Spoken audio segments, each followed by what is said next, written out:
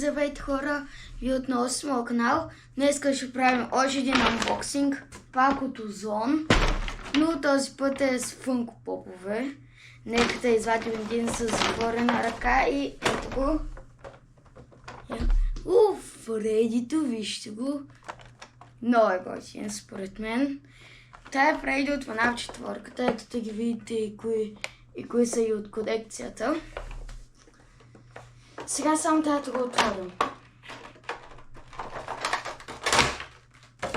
Ето го е в това найлоновото, не найлоновото, пластмасовото.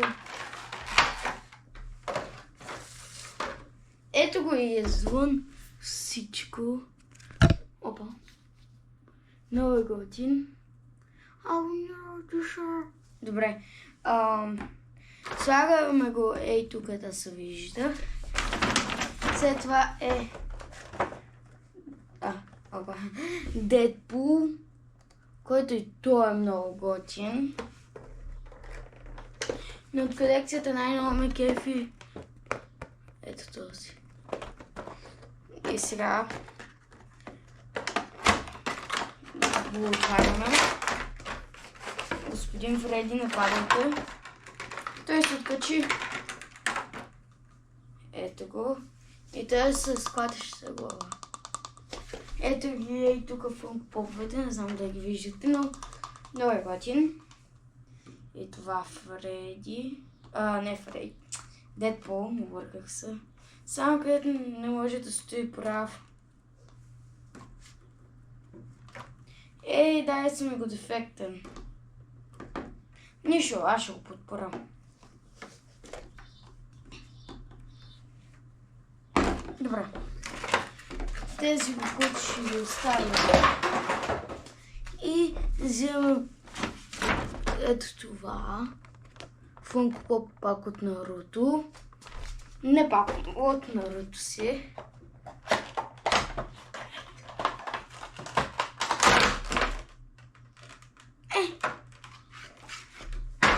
Ето са ги видите от колекцията. 4 са. Това всички бяха 4. Не, някои са 6. Ето го. Много е готин. И последното нещо е ето това, което е Мауспад, който е лично според мен брутален. Сега отваряме го.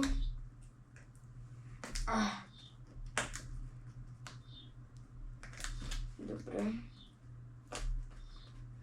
Сам да се отвори по някакъв начин.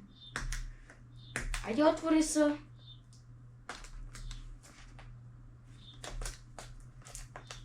Добре, явно няма да стане. Взимаме ножица и отваряме. Готово. Готово.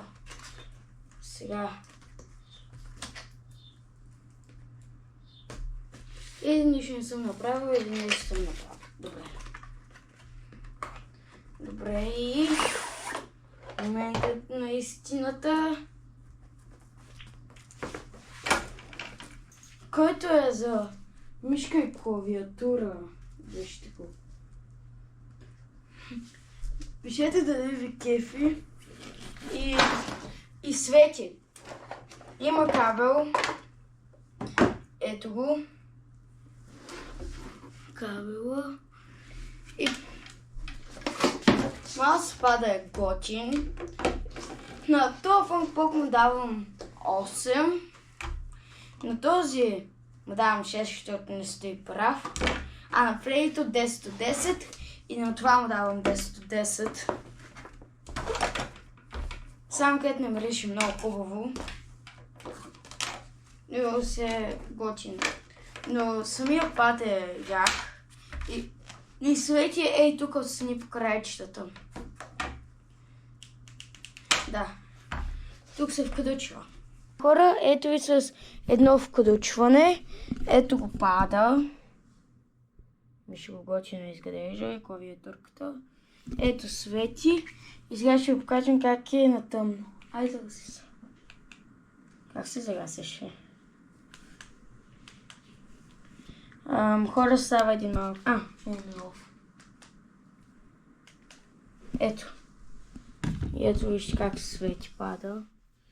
И е така като го натиснеш и свети повече. И така. Сега сяткаме пак осветлението. И чао!